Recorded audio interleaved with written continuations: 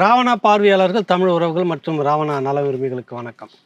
28 ஆண்டுகளுக்கு முன்பாக நான் வார இதழ் நெற்றிக்கண் இதில் பணிபுரிந்து கொண்டிருந்த போது, "தூர நின்றது தூக்கும் மரம்" அப்படின்ற ஒரு தொடர் வந்துட்டு இருந்தது.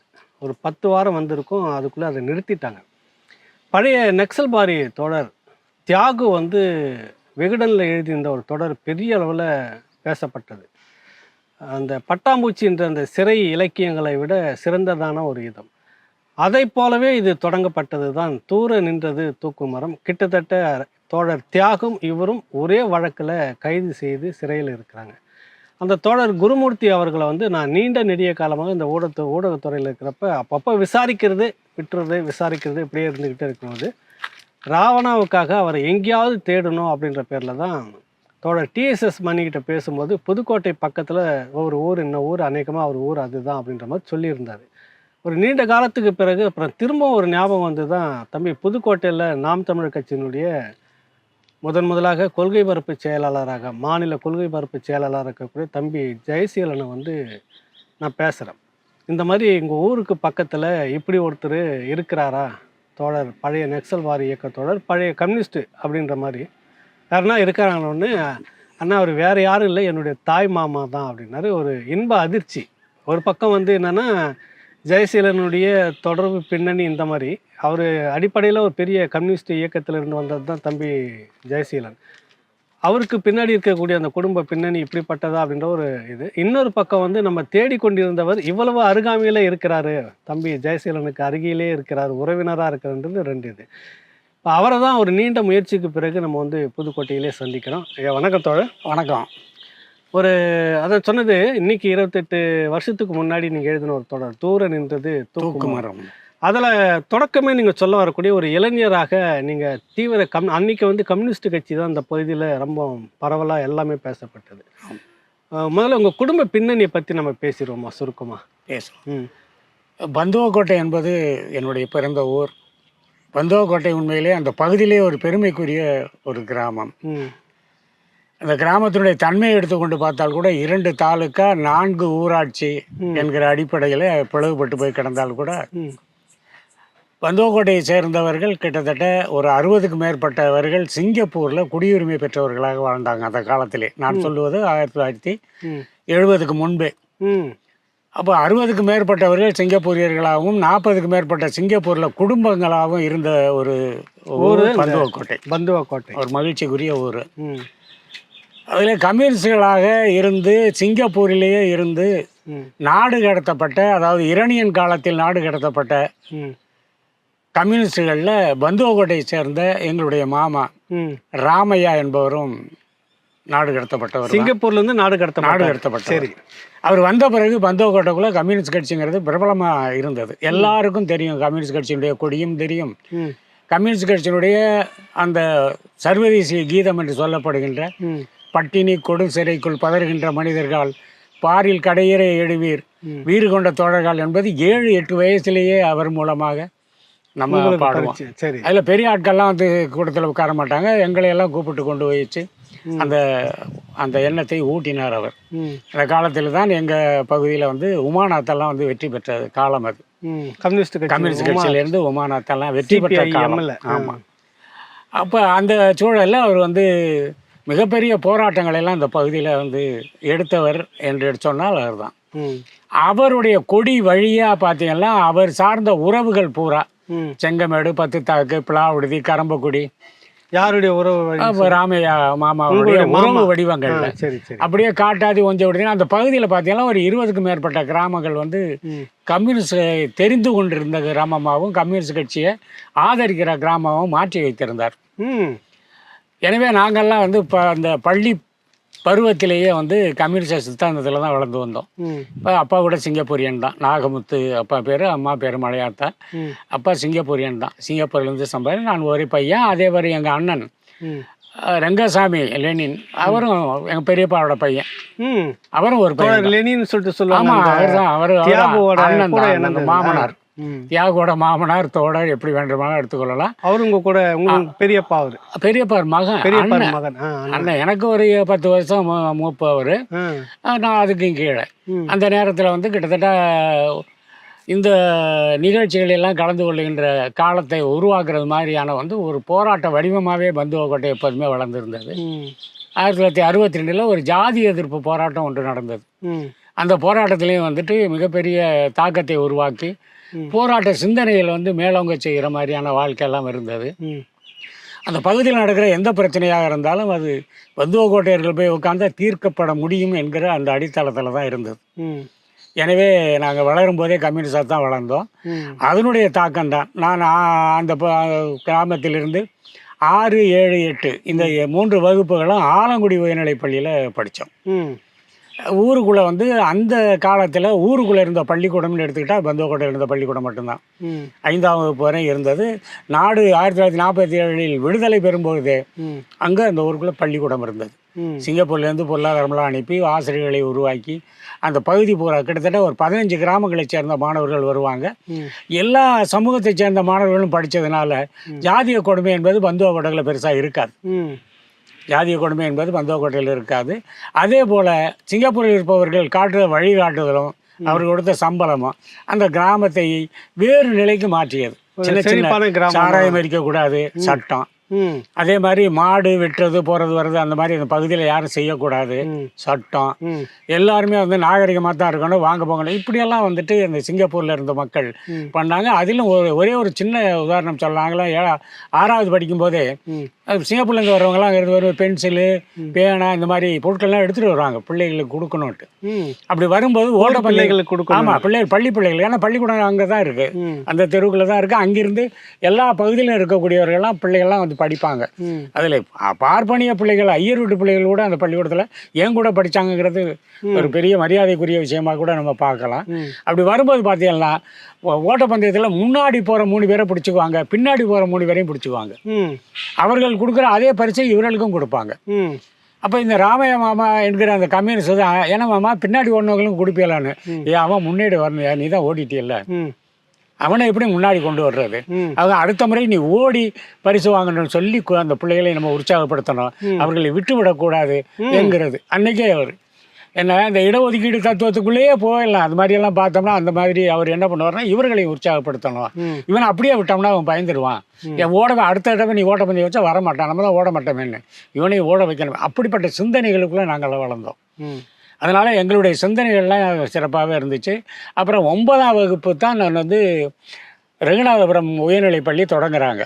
பக்கத்து ஒரு 2 கிலோமீட்டரில். அப்போ அங்கே தான் 9ஆம் வகுப்பு வந்து நம்ம சேர்றோம். அந்த 9ஆம் வகுப்பு சேர்வதற்கு முன்னாடியே பார்த்தீங்கன்னா 1968 நடந்த இந்தியர் போராட்டத்திலலாம் ஆலங்குடியில் படிச்சுட்டு இருக்கும்போதே ஒரு பஸ் மேலே கல்லை வீசி பிடிச்சி கொண்டு உட்கார வச்சதெல்லாம் இருக்குது. உங்களை பந்துவக்கோட்டை பிள்ளைகளை என்னையும் தான் அதான் சேர்த்து என்னையும் சேர்த்து அங்கே வந்து நீங்கள். ஏன்னா கிளர்ச்சிங்கிறது அப்படியே உருவாக்கி கொண்டே இருந்தது. ஏன்னா வசதிகளுக்கு பஞ்சம் இல்லை. என்ன ஏதோ வந்து நிலபலமெல்லாம் நான் இப்போ அந்த நிகழ்ச்சி நடக்கும்போது எனக்கு 17 ஏக்கர் நிலமே இருந்தது. அதான் வீடு பார்த்தீங்க, அது மாதிரியான வீடு கட்டி முடிச்சு அது மாதிரி வசதியான குடும்பங்கள். 2வது என்னென்னா அந்த காலத்தில் சிங்கப்பூர்லேருந்து வந்தவர்கள் அவர்கள் பிள்ளைகள் கரம்பக்குடியில் படிக்கிற பிள்ளைகளுக்காக ரேலி சைக்கிள், சிங்கப்பூர் சைக்கிள் கொண்டு வந்து ஒரு 10 பையங்க வந்து கரம்பக்குடி ஹை ஸ்கூலு சைக்கிளில் போய் படித்த காலம் அது. அந்த காலம் அப்போல்லாம் சைக்கிள் சைக்கிள் கிடைக்காது, சைக்கிள் கம்பெனியெல்லாம் கிடையாது. ஆனாலும் இந்த ரேலி சைக்கிள்னு சொல்லி ஒரு அழகான வடிவத்திலான சைக்கிள் அது. அதை எடுத்துகிட்டு போய் படித்த அந்த ஊர் 60க்கும் மேற்பட்ட அரசு ஊழியர்களை உருவாக்கிய ஊர் அது. இப்போ இல்லை, 15 வருஷத்துக்கு முன்னாடி 60க்கும் மேற்பட்ட அரசு ஊழியர்களை உருவாக்கிய ஊர். இப்போவும் டெப்டி தாசில்தார் இருக்காங்க, தாசில்தார் இருக்காங்க, இப்போவும் அந்த மாதிரி இருக்குது. ஏன்னா அடித்தளத்திலிருந்து கல்வி என்பதை முதன்மைப்படுத்தி சொல்லிக் கொடுத்த ஊர் அந்த சிங்கப்பூர் மக்களுடைய அந்த தியாகபூர்வமான வரலாறு.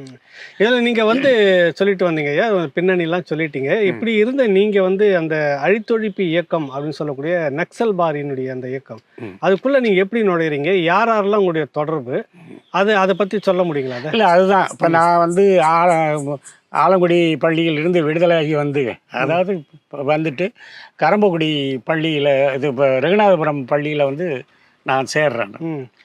அப்படி சேருவதற்கு காரணம் என்னென்னா அது வரைக்குமான அந்த கம்யூனிஸ்ட் கட்சிகளுடைய போராட்டம் வரலாறு இது எல்லாமே வந்து எங்களுக்கு துடிப்புக்கு ஏற்ப அது அமையலை. துடிப்புக்கு வேகம் இல்லைன்றீங்க. சரியான துடிப்புக்கு பாதையில ஏற்ப போகல இல்லை. காரணம் என்னன்னா, வழக்கமாக மற்ற கட்சிக்காரங்க என்ன பண்ணுறாங்களோ அதை தான் பண்ணிட்டு இருந்தாங்க, எல்லாம் பண்ணாங்க.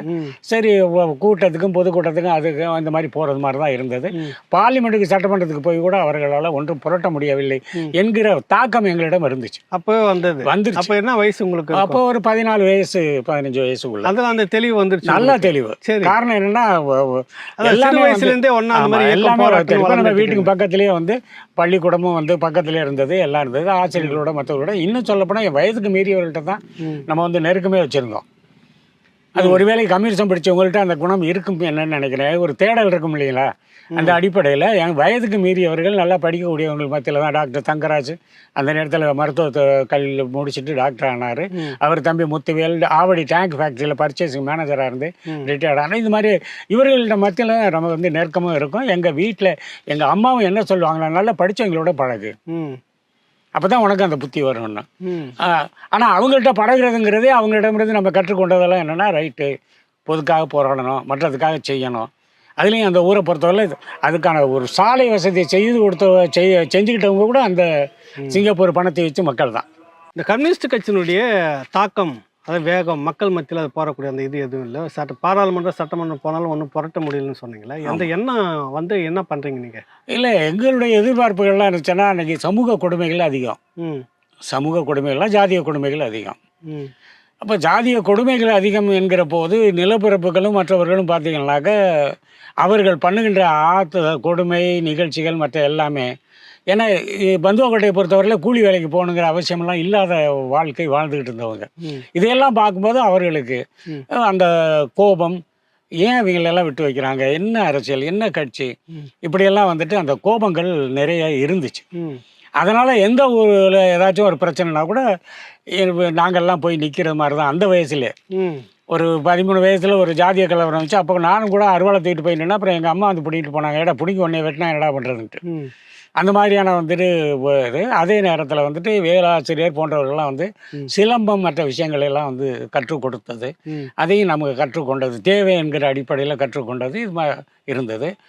எங்களுக்கெல்லாம் வந்துட்டு என்னென்னா, சமூக அந்தஸ்து கிடைக்காததுக்கு என்ன காரணம் என்பதை பரிசீலிக்கிறோம். நம்ம ஒரு அந்தஸ்து வேணும் இல்லை, படிக்கிறாங்க, எல்லாம் பண்ணுறாங்க, எல்லாம் செய்கிறாங்க. என்ன பந்துவக்கோட்டைக்குள்ளே அது இருக்கு, அந்த மாதிரியான கொடுமைகள்லாம் இல்லை. ஆனால் பக்கத்தில் போனோம்னா ரொம்ப முடியாது. இன்னும் சொல்லப்போனால் பட்டுக்கோட்டை பக்கம் இந்த காட்டாத்தி வஞ்சவடுத்தி பக்கம் போனால் என்ன வர்ணம்பா அப்படின்னு கேட்டு வந்து டீ கொடுக்குற காலம், டம்ளர்லாம் டீ கொடுக்குற காலம், இதெல்லாம் பார்க்கும்போது ரொம்ப ஆத்திரமாகவும் கொடுமையாகவும் இருந்தது. இதெல்லாம் பார்க்கும்போது தான் நம்ம இந்த ஏற்கனவே இந்த கம்யூனிஸ்ட் கட்சிகள் மேலே ஒரு என்ன ஓட்டு போட கூப்பிடுவாங்க, இல்லைன்னா போஸ்ட் ஓட்ட கூப்பிடுவாங்க, இல்லைன்னா பண்ணுவாங்க. அதில் ஒரு பெரிய விஷயம் என்னன்னாக்க, இப்போ இங்கே என்னார்ல அவர் சுகுமாரன் நிற்கிறார்ல, அவங்க அப்பா காங்கிரஸ் கட்சி. இப்போ நாங்கள்லாம் வந்து கம்யூனிஸ்ட் கட்சி தான் பேசிட்டு தெரிகிற பசங்க.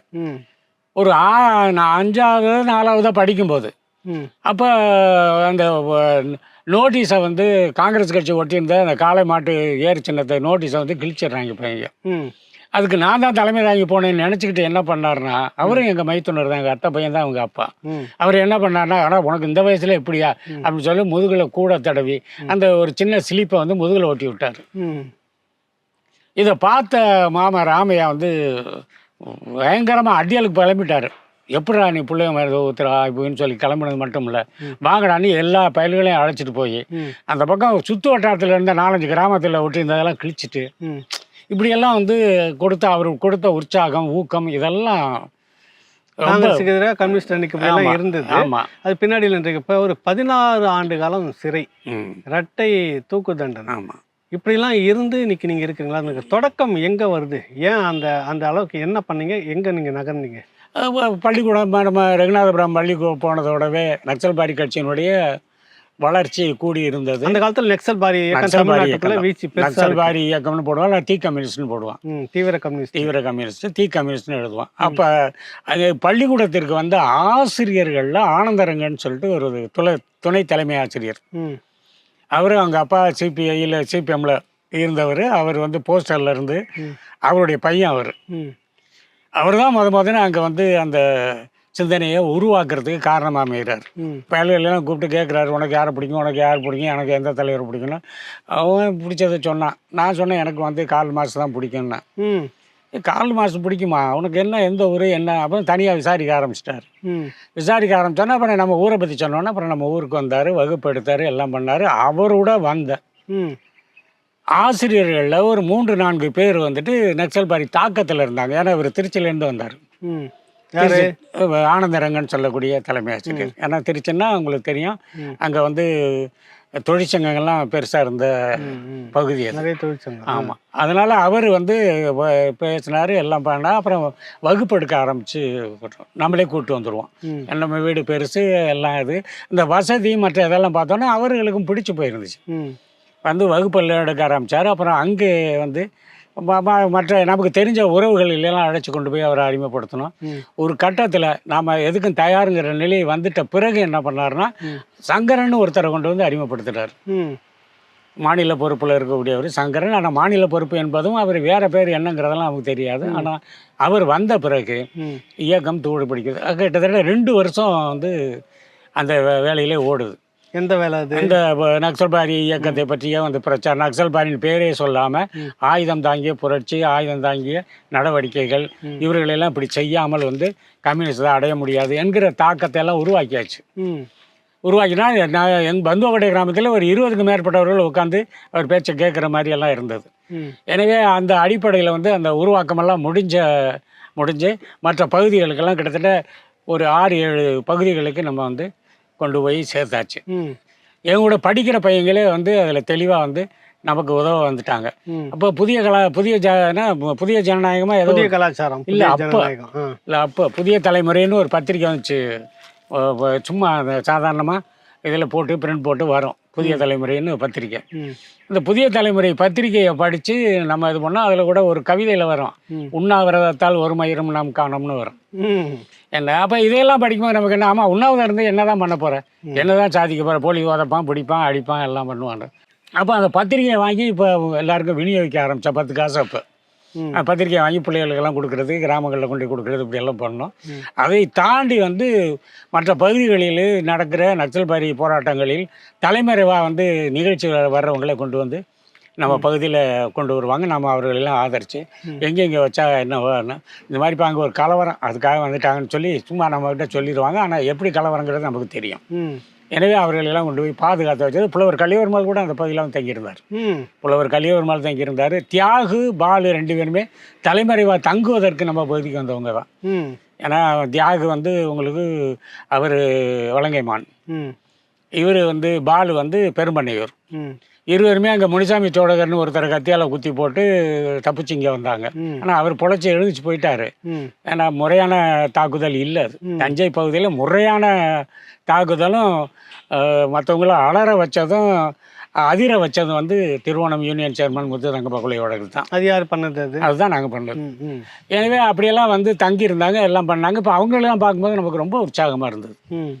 இப்போ எனக்கெல்லாம் வந்து வீட்டில் வந்து ஒரு பெரிய நெருக்கடி இருந்துச்சு. அப்பா சிங்கப்பூர்லேருந்து வர்றாரு, வந்துட்டு சரி பையன்தான் எஸ்எஸ்எல்சி படிக்கிறான், 11ஆவது படிக்கிறான், அவனுக்கு ஒரு திருமணத்தை பண்ணி வச்சுக்கலாம். அப்போல்லாம் தான் உங்களுக்கு சட்டமெல்லாம் பெருசாக பாதிக்காத வச்சுட்டு நம்ம நிறைய நிலங்கள்லாம் சேகரிச்சிட்டோம், எல்லாம் பண்ணிட்டோம் அப்படின்னு சொல்லி.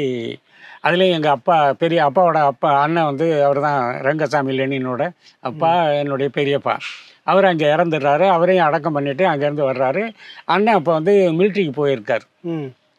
ரங்கசாமி அண்ணன் லெனின் வந்து மிலிட்ரிக்கு போய் இந்த 68 கலவரத்தின் போதெல்லாம் அவர் மிலிட்ரியில் வந்துட்டு ஆர்ட்ரரியில் வந்து ஒரு சிப்பாயியாக இருக்கார். திருச்சியிலலாம் வந்து அந்த கலவரத்தை அடக்குவதற்காக வந்து அங்கெல்லாம் அந்த கலவரத்தெல்லாம் ஒடுக்கி எல்லாம் முடித்த பிறகு ஊருக்கே வந்து அந்த யூனிஃபார்மோடு வந்து அந்த கம்பீரமெல்லாம் பார்க்கும்போது எங்களுக்கெல்லாம் ரொம்ப உற்சாகமாக இருக்கும். ரைட்டு, என்ன இருந்தாலும் அந்த உடையை போட்டோன்னே ஒரு மாதிரி மிடுக்கு இருக்கும்ல, உடைக்குரிய மிடுக்கு இருக்கும்ல. அதுதானே போலீஸ் ஸ்டேஷனில் இருக்கிற கண்ணாடிலாம் எழுதி போட்டிருக்காங்க, நீங்கள் உடுப்புடன் இருக்கிறீர்களான்னு கேட்குறதில்ல, மிடுக்குடன் இருக்கிறீர்களான்னு அதில் இன்னும் பார்த்துட்டு வரான்னு தான் எழுதி போட்டு வச்சுருக்காங்க. அப்படியெல்லாம் இருப்பார், ஒரு கம்பீரமான தோற்றம். அந்த மாதிரி அவரெல்லாம் போயிட்டு அந்த அந்த ஒரு பிள்ளைங்கிற அடிப்படையில் அவரை வெளியில் வந்து அவர் ஊரில் இருந்த நேரம் அது